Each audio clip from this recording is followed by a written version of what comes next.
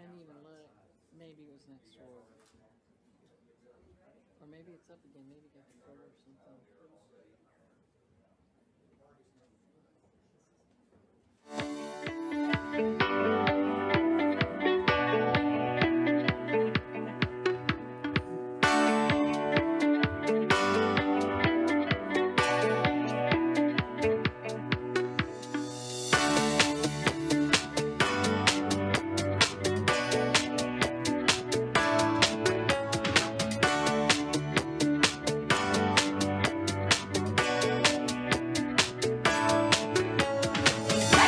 I would like to welcome everyone to the September 30th meeting of the Franklin Historic Zoning Commission, and I would like to call the meeting to order at this time.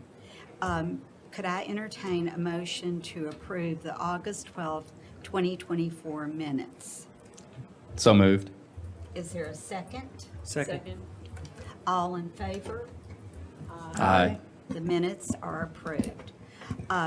Are there any announcements from the staff? Yes, so we want to welcome our two new commissioners, Holly Thompson and Madeline Ingram, to the Historic Zoning Commission, and we're very excited for y'all to join us. And then our second announcement is that we have our regularly scheduled Historic Zoning meeting on Monday, October 14th, starting at 5 o'clock. Thank you. We now are tasked with consideration of a 2025 commission chair. We appreciate Josh Denton for his service, but he has decided to step down from the Historic Zoning Commission. So we are ready to select a new chair, and I'm the vice chair, and that's why I'm sitting here today. So do I have a nomination for chair? Okay. Oh, we Madam did Chair, explain it, yes. if you would, I Absolutely. would like to just remind the commissioners that when we do make motions to see a new chair, that according to our bylaws, you can nominate as many people as you would like, and we will vote on each nomination. So you make a motion and you nominate whomever you would like, whichever other commissioner, and we will vote on each one. Thank you. So we'll wait till the nomination period is over, and then after that, then we will vote. Yes. And this will just be for the remainder of the year. And so in January, we'll elect a new chair. This is just to fill this role since Josh recused himself. Thank you, Emily. Does that make sense to everyone? Madam Chair, I nominate Tyler LaMarinelle. Is there a second? I'll second. Thank you. And there's no need for seconds on this one. Okay, because so we everyone- just have a nomination. Right, that's right. Okay. Is there anyone else that would like to nominate someone to be chair? Yes, ma'am. I'd make a motion to nominate Commissioner Brian Lassiter. Thank you.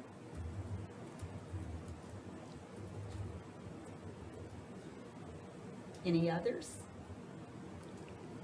Okay, so we've got two, so. Yes. So if you'd like to start with a vote for Commissioner Lamarnell. Okay. All those in favor of Commissioner Marinell, please. If I may, Yes. why don't we do a roll call vote? Would Okay. would that be appropriate? That's fine. We can start at this end and go. Yeah, we're going to do a roll call vote. Bob, if you would vote for Commissioner Lamarnell. Yes. Okay. Yes. Yes. Do I You vote can for me? abstain. Yeah. I abstain. Yes. Yes. I'm going to abstain too. Yes. No.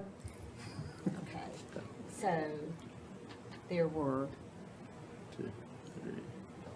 two abstentions and one no. Is that correct? That's correct. So he got That's 5. So 5. So that's it. that would be, and so we can move to, well, let's go ahead and honor the second nomination and go ahead and vote on that second nomination. Okay. So now we're voting on Brian. No. No. No. Abstain. No. No. Abstain. No. Yes. Yes. Okay. So can he Mr. Chair? move over here? Thank you, Mayor. Give me a minute to unplug all my stuff. I'll get all my stuff. Go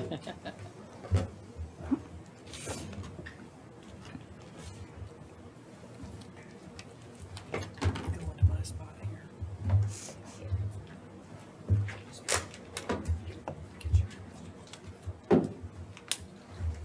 I'll leave my lipstick for you. Thank you.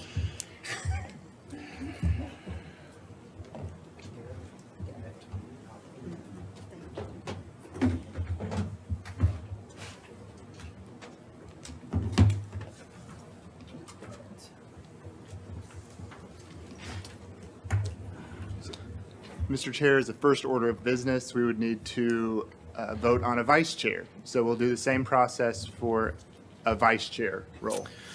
Is that thought we incorrect? had one. Wait, is No. Mary still good?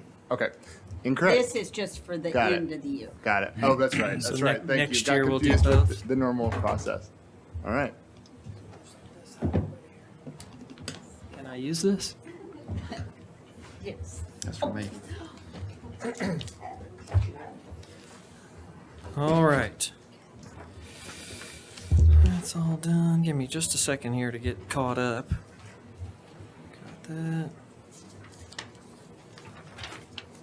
We have a little cheat sheet, and I haven't seen it yet, so I'm gonna read this here. Okay, I think we are on to the remainder of the meeting here, which is citizen comment time. That's Is that right. correct? Okay. So this portion of the meeting is open for citizens to be heard on any issue or concern. If you'd like to speak on a specific item that's on the agenda, please wait until the citizen comment for that period for that particular item. For all citizen comments on a specific item, please fill out a speaker card in the back of the room. You can hand it off to staff over here. And then we'll ask you to come up to the microphone, state your name and address, and try to limit your comments to 2 minutes or less. Are there any citizens who would like to speak on any non-agenda items? Okay, seeing none, we will move on. So our second item on the agenda today is consideration of the 2025 meeting calendar. Does staff have anything they want to say about that, or is it just something we should review ourselves? It was included within the packet, and Okay. it's also up on the screen. And it's just for the upcoming year, and that we will, we're still looking at meeting spaces, and we'll get with everyone a little closer into time, since we will not be here at Sure. City Hall anymore. Okay, perfect. So we'll be moving, or I'd like to entertain a motion to approve or deny this schedule, if somebody would like to make one. Move to approve, Mr. Chair. Okay, is there a second? Is that you, Bob? Yep. Okay, Bob seconded. Is there any discussion needs to happen here? No, hearing none. Let's vote. All those in favor of the motion to approve the 2025 meeting calendar, please say aye. Aye. All those opposed? Okay, the ayes have it. All right. Item number 3, consideration of alterations, principal building, side porch and roofing at 323rd Avenue South. Josh Berry is the applicant. Josh wants to come up and give us a brief overview before staff. Is that correct? Staff goes first? I get confused between the two types of meetings. Yes, it's easy. It's easy to do. Okay. So, the proposal was deferred at the August Historic Zoning Commission due to a lack of information at the September Historic Zoning Commission meeting. The proposal includes replacing the existing asphalt shingle roof on the left side porch that faces the driveway, and that's the image that's on the screen right now. And then also replace the rear porch here on the back that faces the back of the property with a bronze metal roof that will match the front porch roof that was approved at the August historic zoning meeting. The guidelines recommend that one should preserve historic roof forms and materials. More information and context are needed to determine whether metal roofing was historically on the side porch and rear porch roof. Staff recommends deferral of the use of metal roofing on the side porch and rear porch roof on the following grounds. One should avoid adding architectural features that are not original to the historic porch. Not enough information has been provided to determine whether a metal roof on the side and rear porch was historically present. If the Historic Zoning Commission should approve the application, there are recommended conditions. Thank you. All right, thank you. Mr. Berry, would you like to give us a brief introduction? Anything you wanted to add? I'm Josh Berry with the Red Oak Building Company, and I think she did a pretty good job of explaining that. The only question I have is it calls for a bronze roof. Some people, I'm assuming it's that darker bronze, similar to the houses that are next door to, on both sides of the house. Okay. All right, let's entertain a motion from somebody to get some discussion started. Well, I'd like to move to approve, Mr. Chair. And I know I'm going against staff's recommendation. And the reason for that has to do with the slope of that roof. For the porch roofs to go back with asphalt, they couldn't be leak-proof. I mean, it'd have to be something different. It'd need to be a metal roof. They're probably 1 to 1.5 pitch on them, degree pitch. So that's my reasoning. Okay. Have a second on that? I would second it and offer an amendment to that the color come back to staff for approval of the bronze. And can I add? I mean, of the metal roof. There was a dark bronze metal roof color that was approved on the front porch. Okay, well So then to match the front it. porch. Okay. That's correct. Do you Yes. want- are Do we- you mind just adding that to yours? Yes, and that the bronze color of the porches of the metal roof match the metal roof on the house. The bronze color, dark color bronze. And Okay. then I second. That's what I wanted clarity on. Thank you. Okay, so we have a motion and second to approve with a bronze color to match the previously approved roofing, metal roofing. Okay, is any discussion? Hearing none, we ready to vote? All those in favor of the motion to approve with bronze color to match previously approved metal roofing, please say aye. Aye. All opposed? Okay, the ayes have it, unanimous. Thank you very much. Thank you. Item number 4, consideration of alterations ramp at 264 Natchez Street. And Noel Jones will be coming up after Elizabeth. And Mr. Chair, I have to recuse myself. I think that means I have to go out in the hall. Okay.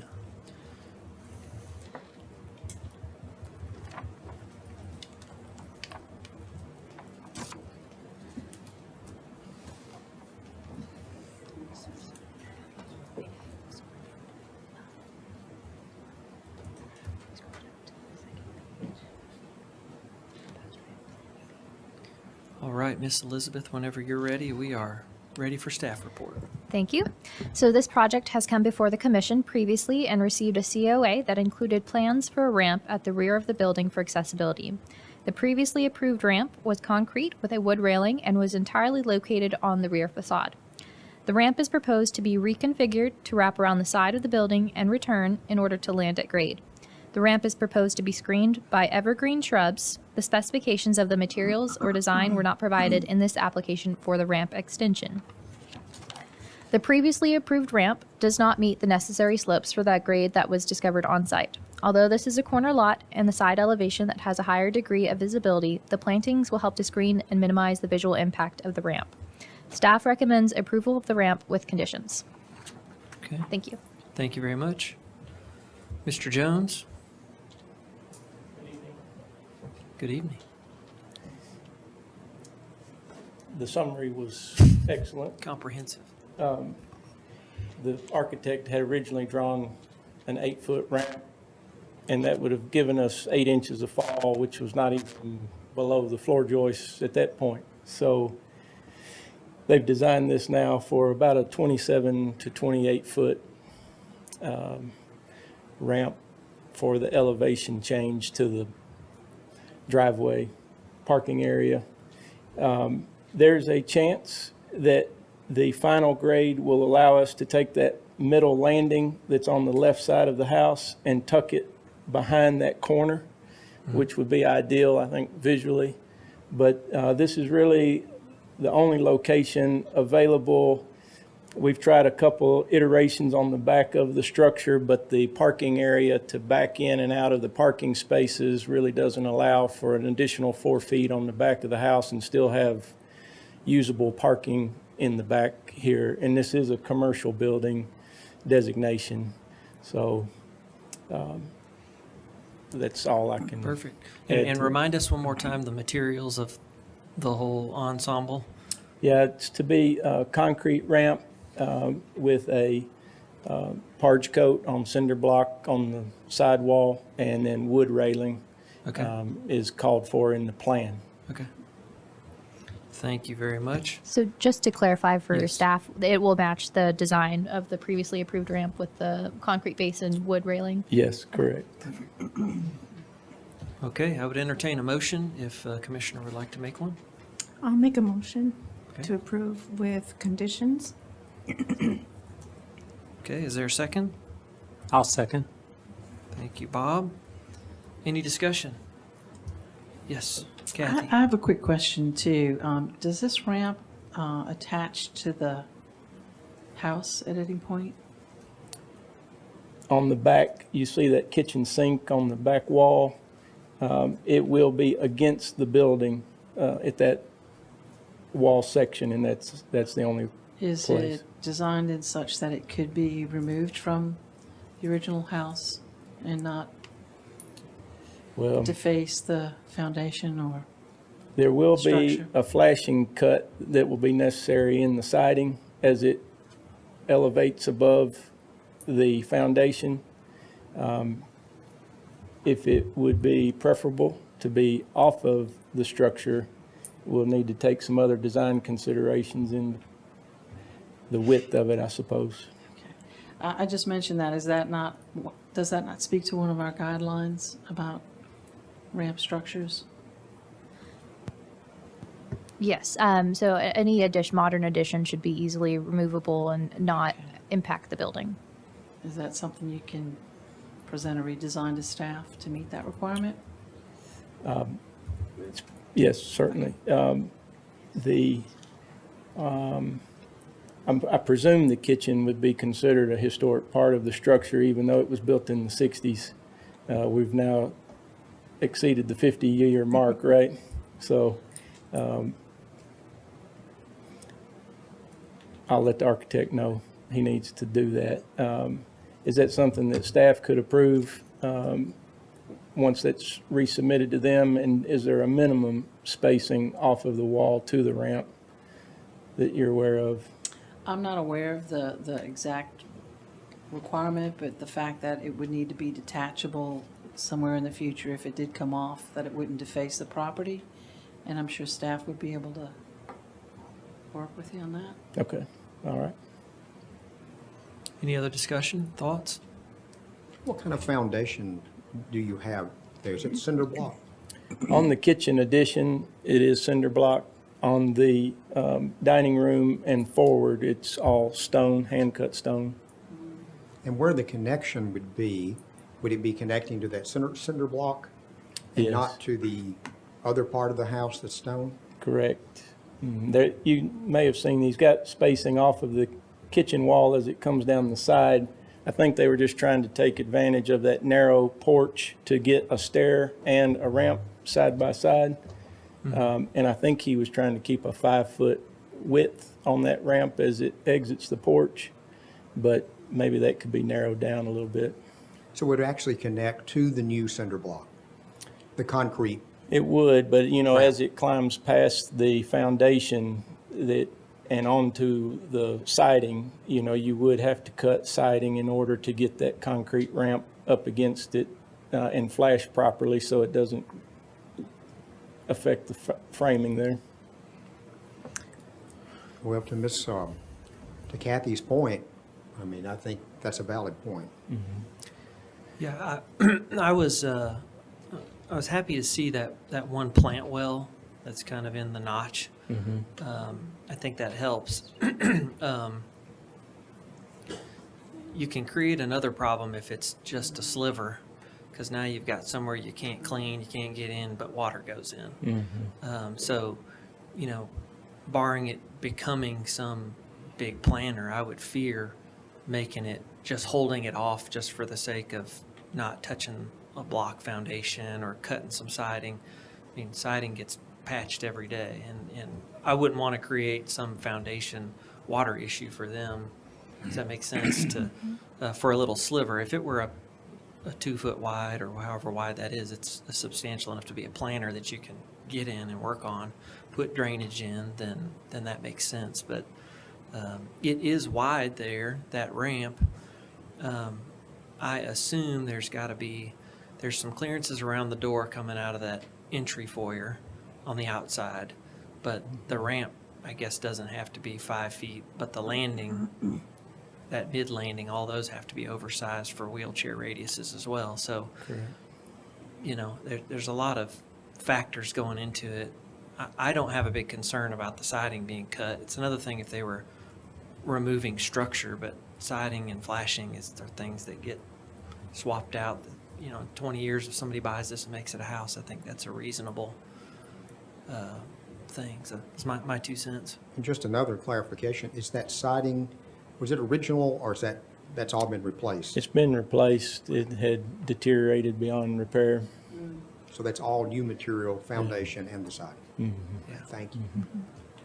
And additionally, if there's any impact, it would impact the non-contributing part of this home, the addition Right. from the 60s, which I know is historic now because it's over 50, but it's not part of the original home, correct? Correct. Yeah.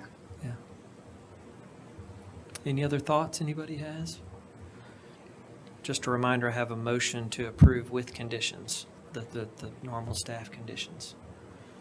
Everybody ready to vote on that?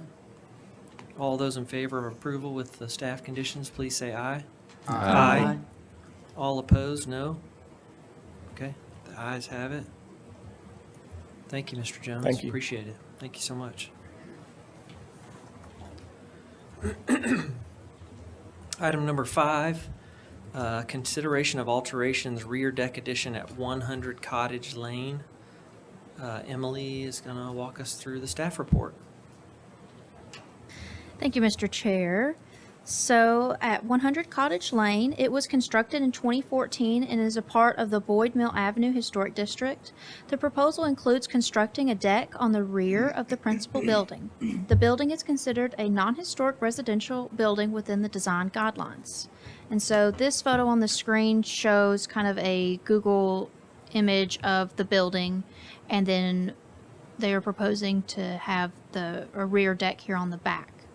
The deck is proposed to be 7 feet by 15 feet and will be composed of composite decking with an aluminum railing.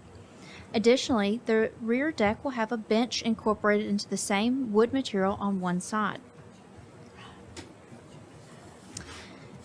The proposed location of the deck is appropriately placed per the guidelines as it is at the rear of the building.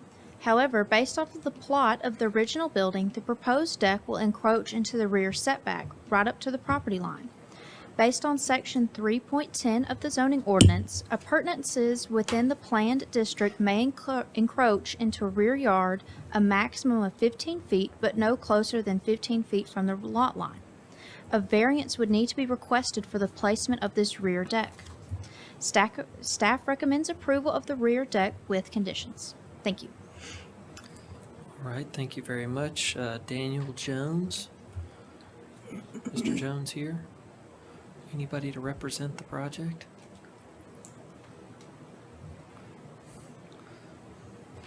Mr. Do we Mr. want Blake, do we? to? Typically, in this situation, we move to defer to the next voting meeting. I would make that motion. Will you want to defer, or should we wait and see if they show up and do it at the end We of the could do meeting? that. Okay. Is that just, do we have to vote to move this to the end? It would probably be prudent. Okay. Yes. I'll make that Entertain a vote. motion. How about a second to move this to the end of the meeting? Second. Second, okay. All those in favor of moving this to the end of the agenda today? Aye. Aye. All opposed? All right, we'll come back to number 5. Thank you for that wonderful staff report. You're welcome. I might get- ask you to remind us again. I can do that. All right, number 6. Consideration of alterations, rear deck addition at 113 Splendor Ridge. And Emily has a report for us on this one as well. I do. So the property at 113 Splendor Ridge Drive was constructed in 2022 and is part of the Franklin Road Historic District. The proposal includes the construction of a 10-foot by 26-foot deck on the rear of the principal building. The building is considered a non-historic residential building within the design guidelines. The deck will be composed of a composite decking material. Additionally, the rear deck will have 2 long continuous steps that will wrap around the length of the deck. So here's a photo on the screen of what the house is currently and where the rear deck will be placed. So here is kind of the drawing of what it is existing, and then this is the proposed plan of the new added deck. The proposed location of the deck is appropriately placed per the guidelines as it is at the rear of the building. Staff recommends approval of the application with conditions. Thank you. Thank you. Ms. Dean? Mr. and Mrs. Dean? You state your name and address for the record and let us know what you're doing here. Connor Mims on behalf of Tracy Dean, Okay. and I am the project manager for the job. Okay, anything to add that staff didn't cover? No? What'd you say your Sounded last good. name was? It was Connor Mims, Mims. Okay, thank you. M-I-M-S. I missed that part. Okay, are there any citizens wish to comment?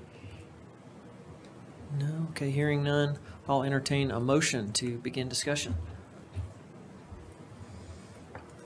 Make Move a for motion. approval with conditions. Okay. I'll second. Michael. Kathy, thank you. Approve with conditions. Okay, is there any discussion? I've got, so the staff may have to help me with this. This particular neighborhood had lots of questions about site coverage and things. I think this was approved under some other rules. I'm just trying to remind myself what they're allowed to add in terms of site coverage and what open space is required to be left. You may not have that, but when I saw the site plan, I thought it's building out the buildable area almost maxed out, so I just want to know.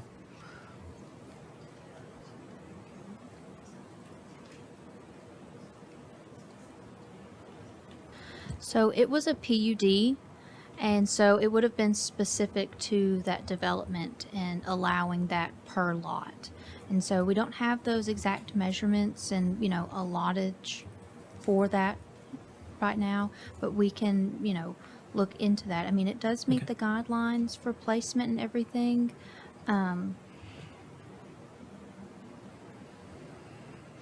Yeah, I was looking at the proposed site plan and the previous, and the numbers match for the site coverage, so there's something there. It says 50% Williamson County R1, but it's City of Franklin, some PUD, right? And our zoning administrator did review this, and she didn't leave any comments that it Okay. didn't meet. Well, that makes me feel better, at least. And as I recall, on all of these lots, the back portions go into the floodplain. So they do stretch out longer than what the lot actually shows. And somehow with that and the percentage of that lot coverage, we felt it was as the board, when they voted on each one of those, that it met the guidelines. Okay. Any other discussion, thoughts? Well, we did allow for more individual lot coverage because there was so much. Green space Yes. dedicated. I remember that, yeah. Okay. Anybody else, thoughts? Ready to vote for the motion to approve with conditions? Everybody that is in favor, please say aye. Aye. All opposed? The ayes have it. Thank you very much. All right, thank you. Appreciate it. Item number 7, consideration of alterations, principal and accessory structure at 340 Franklin Road. Staff report will come from Elizabeth. Thank you. So, let the screen load here first. A series of alterations is proposed to the principal building located at 340 Franklin Road. The following alterations are proposed: replacement of a 9-pane side door with a half-light door, replacement of the storm windows in the circa 1986 sunroom enclosure with plate glass windows in a ribbon style, replacement of the corrugated fiberglass roofing with metal roofing on the circa 1976 carport, and replacement of the existing hard plank siding with smooth cementitious siding with a 7-inch reveal. So the proposed alterations are in keeping with the guidelines and are appropriate, and staff recommends approval of the alterations with conditions. All Thank right. you. Thank you, Elizabeth. Are there any citizens here who wish to comment on this application? Oh, actually, Mr. Woody, you're up next. I'm sorry. Dr. Woody. Okay. I don't have Anything anything to to add? add to what they presented. If you need any history on the additions to this property over time, I can provide those, but that was in the report that I sent to you. And I think you came to DRC and we Yes. saw a lot of that. Okay. Now, are there any citizens who wish to comment? Seeing none, I will entertain a motion on this application. Move to approve, Mr. Chair, with staff conditions. Okay, thank you, Brian. A second, anyone? I'll Second. Okay. Lisa, any discussion? None? Let's vote. All those in favor of the motion to approve with staff conditions, please say aye. Aye. All opposed, no. The ayes have it, unanimous. Thank you, Dr. Woody. Thank you. Appreciate it. Thank you so much. Item number 8, consideration of alteration site and principal and an additional principal at 231 Miles Manor Court. Elizabeth has the report for us.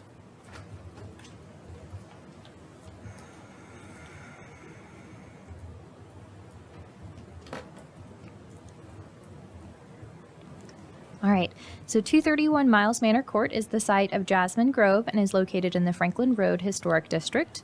The site features a principal building in the neoclassical style, along with a number of historic accessory structures around the property.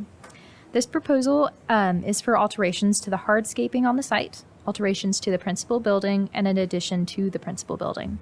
The Design Review Committee had a site visit to the property in February of this past year, and these proposals came before the June and July Design Review Committee meeting, and feedback has been incorporated into this application. So a series of site alterations is proposed at the property at 231 Miles Manor Court. The following alterations are proposed: driveway alterations to remove the asphalt driveway from the street to porte cochere and replace with pea gravel and a stone edge treatment.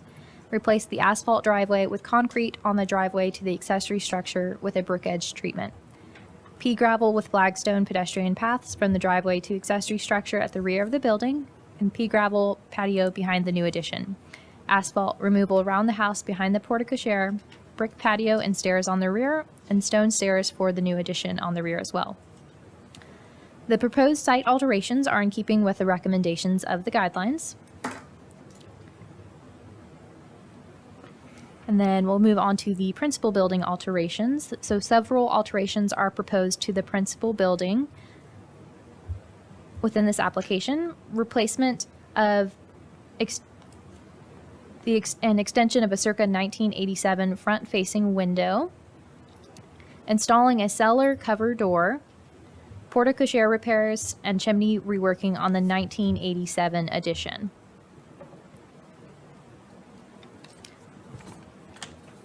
A new cellar door cover is proposed to be installed over the existing stairwell to the basement on the left side elevation. The cellar door is on a side elevation and will not be highly visible from the street.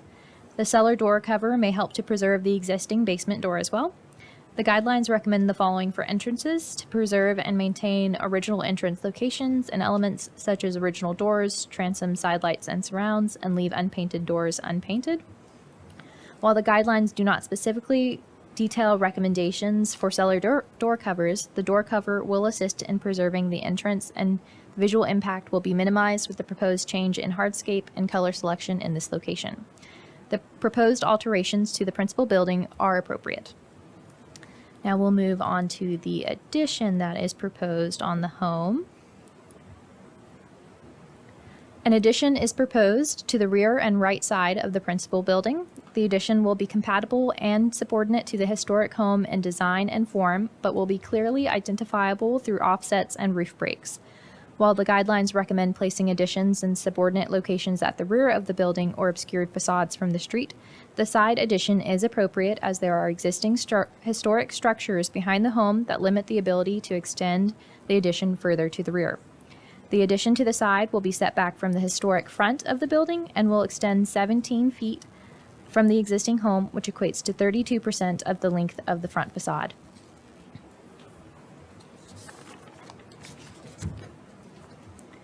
The proposed addition will add approximately 927 square feet to the footprint of the home. The addition is appropriately sized, being 43% of the historic footprint. The addition, along with all of the structures, equates to a total lot coverage amount of 0.02%. The orientation, form, and size of the addition that is being proposed are appropriate. The new addition will utilize wood siding and trim to match what is existing on the historic structure. The roofing of the addition will utilize a metal roof to match the existing standing seam metal roof. 2 materials are proposed on the foundation for the addition. The first material will continue the Parge Coat foundation for the proposed side addition on the right side, and the foundation material is seen along the side elevations of the existing historic home. The addition on the rear proposes maintaining the brick foundation that exists today on the rear. The proposed materials align with the recommendations of the guidelines. A covered porch is proposed at the rear of the building as well. This location is appropriate as it is located on a rear facade with minimal visibility. The home features dental detailing along the cornice line, the front, and the sides, as well as an elaborate corbel on the historic home. The proposed addition will utilize a detailed trim for the fascia and continue the rafter tails within the rear addition. The sunroom proposes to utilize panels beneath the windows and crown molding above the transoms. The crown molding is proposed to match the crown molding that is seen on the historic garage of the property. The proposed windows will be encased with a pediment-style trim. The utilization of a pediment-style trim for new windows will further distinguish the addition from the historic home, but will relate it to the home with more detailing. The proposed detailing and ornamentation are similar to, but less elaborate than what is seen on the historic building. These details help to further distinguish the addition from the historic building. The proposed entrance on the rear reads as secondary in appearance and detailing to the historic building. A transom window is proposed above the French doors. The transom window will help to align the window headers so they are more proportionately sized to the historic windows. The proposed entrance will utilize wood doors and are appropriate. The historic building features 6/6 light pattern windows that are double hung. A transom window is located over an entrance at the front of the building, and windows are on the front facade of the historic building. The proposed windows appear to be double hung and utilize a 6/6 light pattern. The proposed windows will be wood, but specifications for the windows have not been provided at this time. The sunroom proposes to utilize a transom window and a 3-light pattern over the windows. The rhythm and placement are traditional and provide continued symmetry that is typical to the neoclassical style. The windows are more compatible in size and detailing to those on the historic building. Staff recommends approval of the site alterations, alterations to the principal building, and addition with conditions. Thank you. Thank you. Amanda McCreary. Thank you, staff. Amanda McCreary, Chisel Workshop. So I know this has been a journey to get us here. I did want to just highlight a few things from our last DRC meeting, as we did really kind of dig into that fenestration pattern and utilize some of the forms and the masses that were on the historic when working with the window sizes and spacing. So a lot more of the head heights align, proportions stay similar. Really changed the sunroom too with some of the detailing to really align those head heights and keep the proportions the same as the very large windows on the historic. I will just say, because this is interesting, and I know Brian, you'll enjoy this.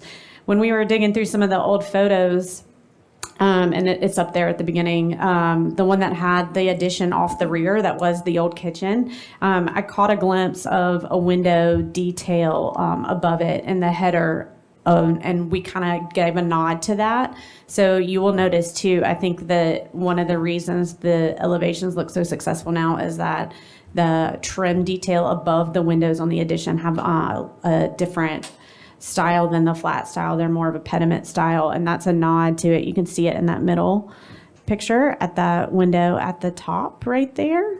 It's a nod to kind of what was there on the rear portion of the house that's not there any longer, but just kind of taken that window right there. So we just took kind of the trim details from that. We made it a little bit more simplified, but we have a little nod to that, and I feel like that was a really good change for the project. Right, perfect. Thank you, Amanda. Any citizens here who would like to comment on this application? Okay, seeing none, I will entertain a motion from the committee.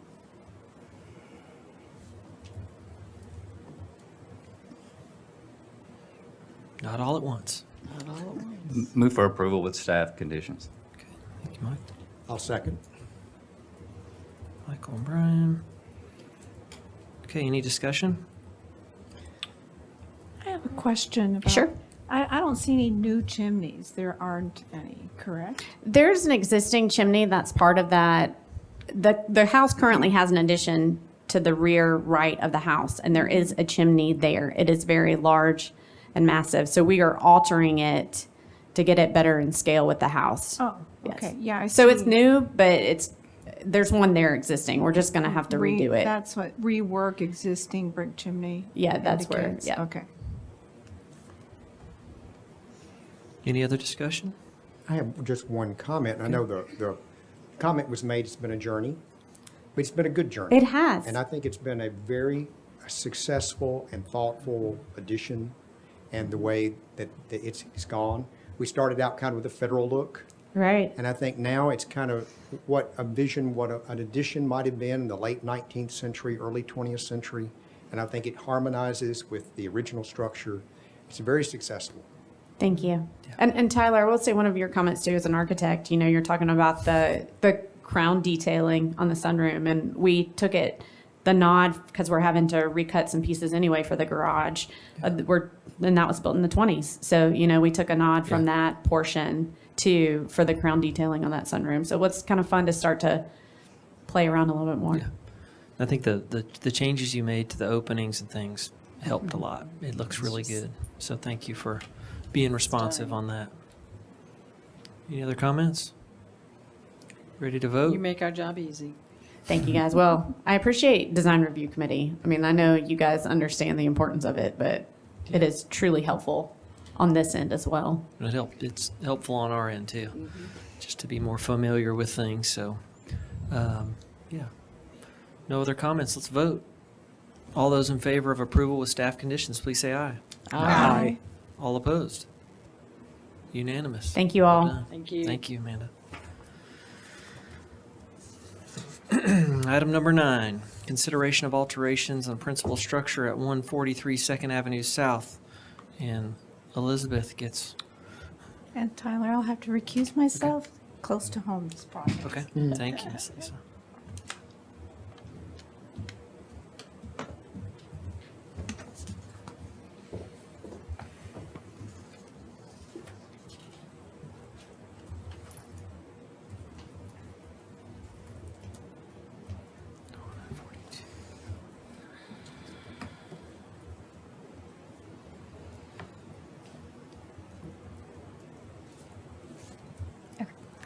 Thank you. So 143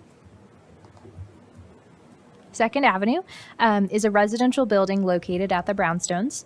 This building fronts Second Avenue South and is an end unit within a block of 3 townhomes. 3 alterations are proposed within this application, including an entrance alteration, window alteration, and porch alteration. So to begin, we'll start with the front entrance alteration. The first alteration is the replacement of the front door. So the existing front door is a 6-panel door surrounded by side lights and a fan light. The proposed door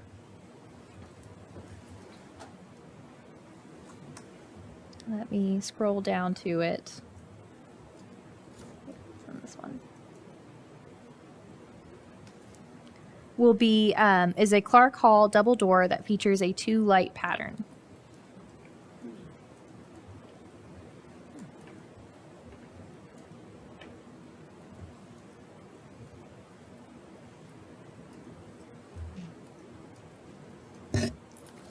So the alteration to the front entrance is appropriate. And then we'll move on to the window alteration, which is the replacement of 2 windows and the alteration of their window opening on the right side elevation.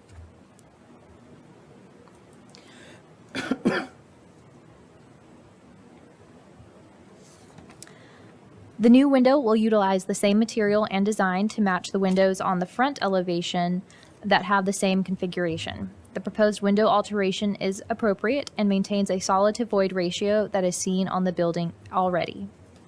So it will replace these 2 full 4-light panel windows with a infilled panel underneath as seen on the front here. The third alteration is the alteration of the porch.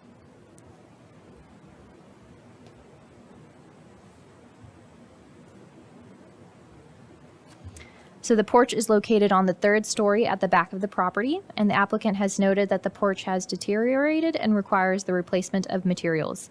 Items will be repaired and the decking and handrails will be replaced in kind. Additionally, it is proposed to install operable shutters within the portion of the porch that is already covered for additional privacy. The guidelines recommend the following for porches: to design decks to the rear or side facades with minimal visibility and use designs, materials, and scale in keeping with the building character. While the guidelines do not explicitly cover exterior shutters like what is being proposed here, the applicant has provided an example image of exterior shutters located elsewhere around the brownstones. The placement of these shutters at this property will have more visibility from the street view.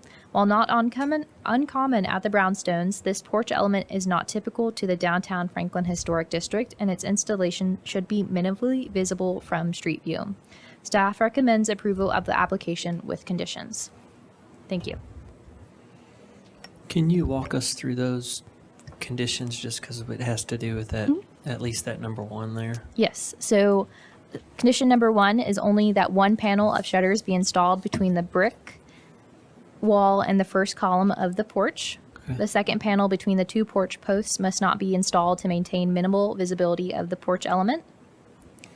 Okay. The second condition is that window specifications showing three-dimensional cutouts with dimensions must be provided to the preservation planner before the building permit submittal, and that all the application must meet all requirements of the City of Franklin prior to issuance of a building permit, and any additional changes to the approved plans must come back to the Historic Zoning Commission for review and approval. Perfect, thank you. And then we have Mr. Robertson, the applicant.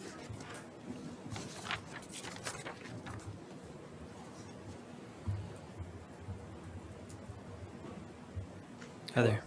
Good evening. This is my first time at this. Me too. All right. I think everything that staff put together is great. I would respectfully request staff, and I think this is appropriate, the commission to consider us allowing us to do both panels in the with the shutters.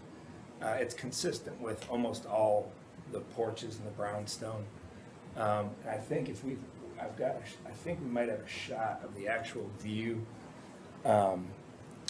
there's not much view from the road. And there are, that would be probably the best view from the road right there. Those two areas way up in the back. It would look aesthetically kind of offset or out of balance to have one without the other. And I do actually have some pictures that weren't submitted to staff until I just got them in the last couple days that actually show panels, across the entire,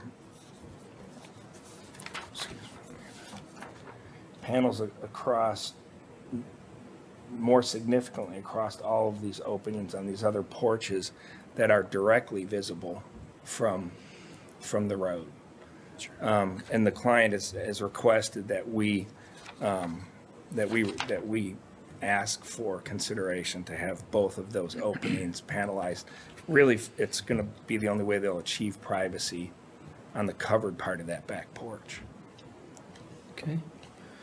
Thank you very much. Any citizens wish to comment on this particular item? Hearing none, I'll entertain a motion from our commission to start discussion. Move for approval with staff conditions 2, 3, and 4 only. Okay. Is there a second on that? I would second that. Okay, Kathy, thank you. Any discussion?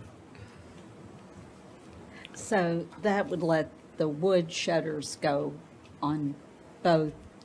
Yeah, that's, Yeah. it seems like there's basically two panels there with a column between, so they're asking to infill both sections there. Yeah. Any thoughts? And the way, it looks like there's a kind of a shed canopy in metal that comes down from the original porch that gives you more coverage. Correct. And that would be an original component of the porch, yes. And so the way the shutters would be designed, they would have to be, to go straight across. You'd have to have a gap at the top of your original porch. I believe it is, I'd have to look at a picture. I thought it was, we would not have a gap at the top of that. It would be, I think it's covered. It is consistent. I think it's covered right there. It just looked at me it looked to me from the drawings Okay. that you would almost have to slope, put the same slope on the other part from the shed roof part. If you want it to be straight across, you have to Correct. bring it down. Yes, sir. And there would have to be a gap from the top. Yeah, so we would not want a gap from the top. We would fill that triangle with a like panel. So it would have more of a slope down that would follow the shed roof. Correct. And then of the the top porch. of the shed, the top of the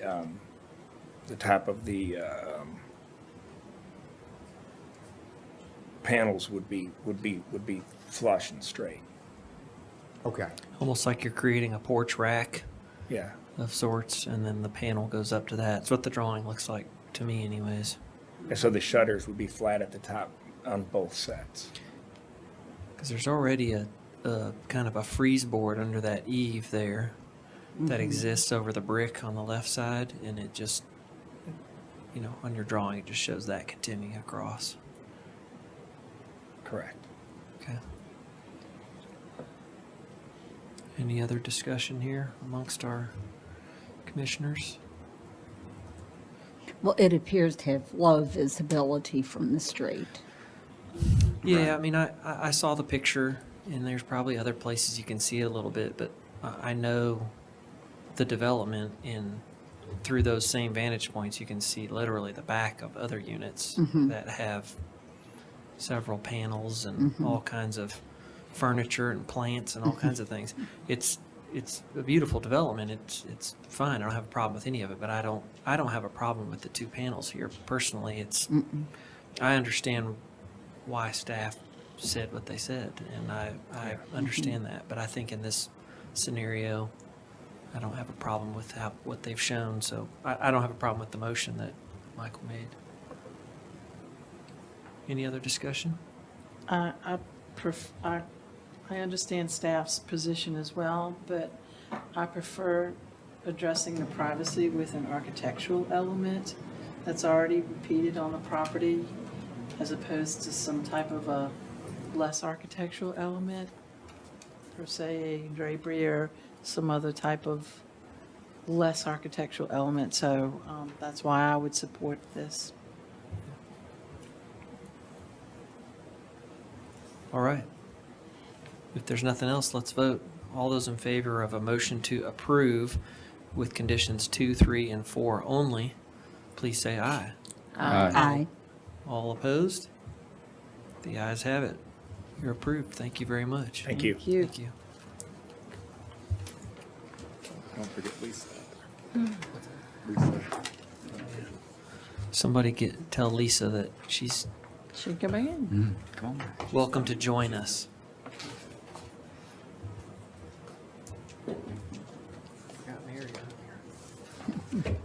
Those are beautiful buildings.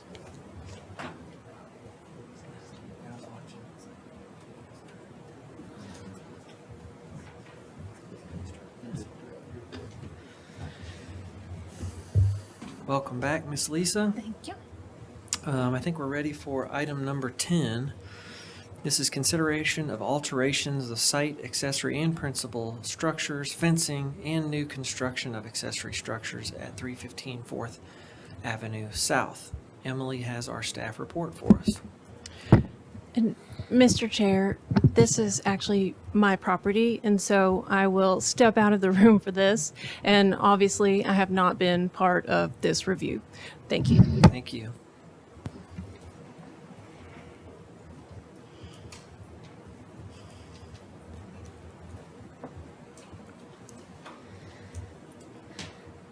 The primary building located at 315 4th Avenue South is a contributing building within the downtown Franklin National Register District. The listing describes the building as a one-story circa 1910 frame irregular plan dwelling. The proposal includes the following alterations: removal of the aluminum siding and trim to reveal wood siding and trim, repair any deteriorated siding and trim underneath that aluminum siding, front door replacement, sun tunnel installation, metal chimney cap installation, installation of front yard fencing, installation of rear yard fencing, driveway material change and widening, adding a fire pit, demolition of the non-historic accessory structure, construction of a minor accessory structure, and construction of a larger accessory structure. All of these items met the guidelines and are appropriate within the zoning ordinance and the design guidelines, and therefore staff recommends approval of the application with conditions. Thank you. All right, thank you, Mr. Ben McCreary. Hello, Ben McCreary, Chisel Workshop. Thank you for that description. I'm glad you didn't have to read the whole thing. But yeah, I'm happy to answer any questions that you all might have. Okay, thank you. Any citizens here that wish to comment on this application? Seeing and hearing none, I would entertain a motion from the commission.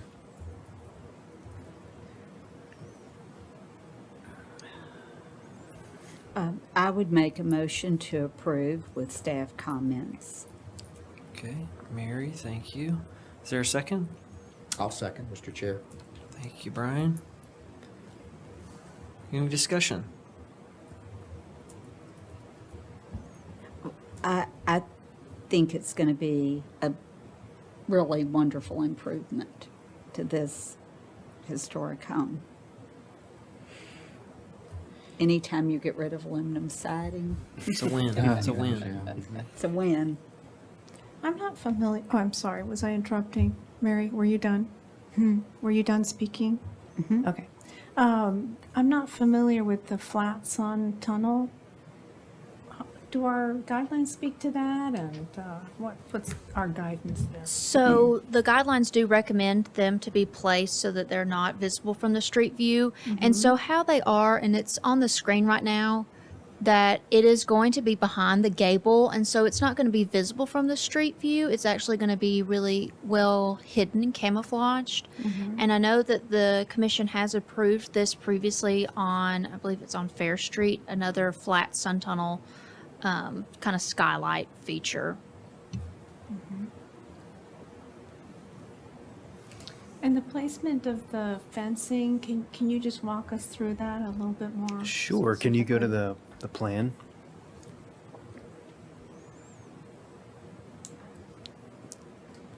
Technology. Yeah. So it's just fairly traditional placement of the fencing for the front. So we've got the 3-foot fence that's going to run right along the property line, along the sidewalk. In the front, there'll be a gate aligning with the existing entry steps. And then the fence will also kind of, once it hits the driveway to, if you're looking at on the plan up there, on the right or the left side of the, kind of right where it hits the right side of the driveway. It'll go back towards the house to the bump out where the house kind of changes plane, right where the arrow is right there. And at that point, it will just kind of become, can't see, let me zoom in. It's got a vehicular gate at that point. So it's got a bigger gate that will be 7 feet tall at that point. So we're more than 20 feet back from the front at that point. So that's where we're just going to transition at the architectural element of the building to create the higher fence that'll go across to the property line and then continue back to the back. The higher fence being how high? 7 feet. And that's consistent with our guidelines, is it? Yes, ma'am. Thank you. Sure. Thank you, Lisa. I had a question on the garage. I see the hand sketch kind of shows this high, I'll say high light kind of pattern. And then in the elevations, it looks like there's, half of the panel is glass, which is, I haven't seen garage doors that style necessarily on a historic structure. So, Right. So tell me about those. There's a photo on the previous page, kind of in the bottom right corner. That's kind of the precedent image that we're using for that. Okay. So that's kind of the style. Kind of a wider. Oh, yeah. Mm-hmm. Where is that house? I am not Online? sure that location. Charleston. Mm-hmm. I'm thinking just specifically about, Franklin and what we have around here. Yep. I think that's beautiful, but looking at the style of the house, the door on the secondary smaller structure is, some type of utility door similar.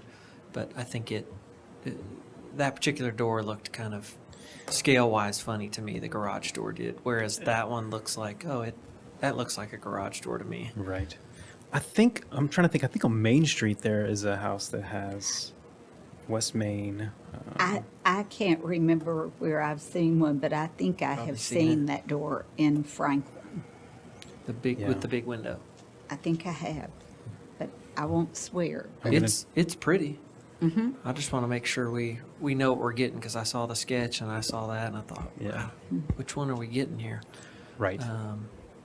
Okay. The hard line sketch would be more of the intention of or the drawing would be what we would plan for. Any other feedback, discussion? Okay. Well, I mean, if you want an arrow, you do on the side of simple, so.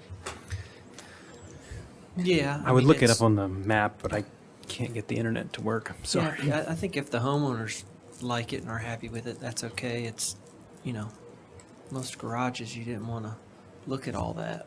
But if you've got pretty cars, I guess. I don't think it's not in keeping. It just looked foreign with the rest of the house, is what I was going to say, and the other outbuilding.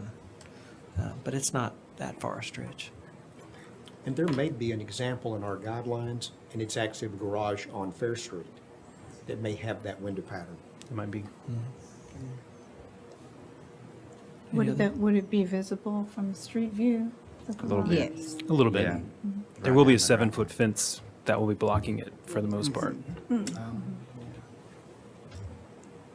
I do see that there are two conceptual, as to Tyler's point, two conceptual images with that actual one at the bottom, where you draw on one end and the one at the bottom. So it's not like you're making a choice, it's the one at the bottom that's being proposed. Correct.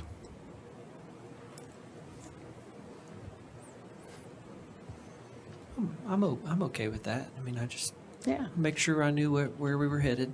I think Sure. it's pretty. It's cute. Would you scroll back to the gate again, the fence?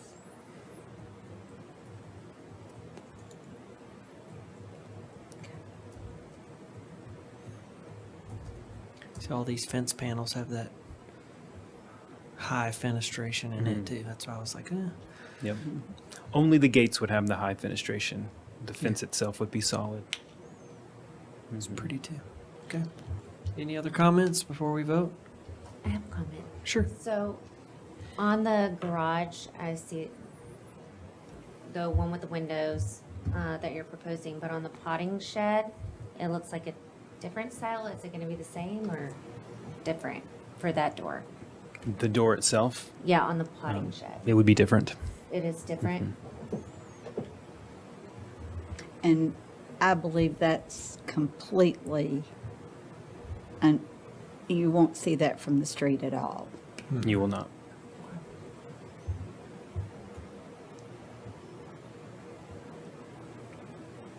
Anything else, Madeline? Done? Okay. All right. If hearing no other comments, let's vote. This is a motion to approve with all the staff comments. All those in favor, please say aye. Aye. All opposed, no. Okay, the ayes have it. Thanks. Thank you, Mr. McCreary. Thank you.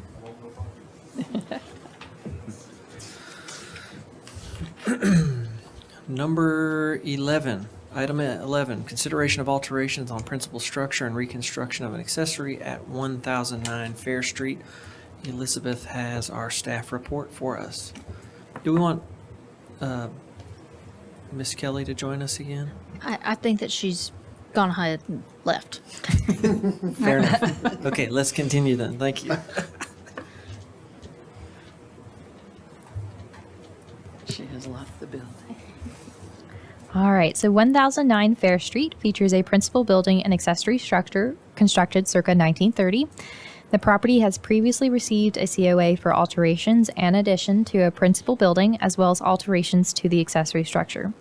The proposal came before the July and August Design Review Committee meetings, and the DRC had a site visit to the property in July of 2024 to better understand the current state of the building and accessory structure. This proposal includes an alteration to the principal building to reconstruct the roof structure in order to construct the roof to be code compliant. The roof must be raised 4.25 inches. We'll scroll down to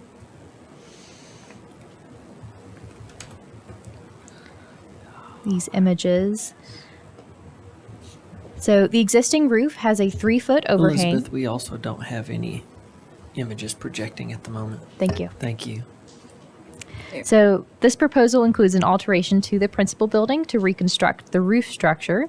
In order to construct the roof to be code compliant, the roof must be raised 4.25 inches. The existing roof has a 3-foot overhang, and an engineer's report has been provided within the application to support the request for the necessary alterations to the principal building and accessory structure. It is noted in the engineer's report that it is not possible to keep the geometry of the original roof and install new rafters that are properly sized. The guidelines recommend the following for historic residential buildings and roofs and building forms.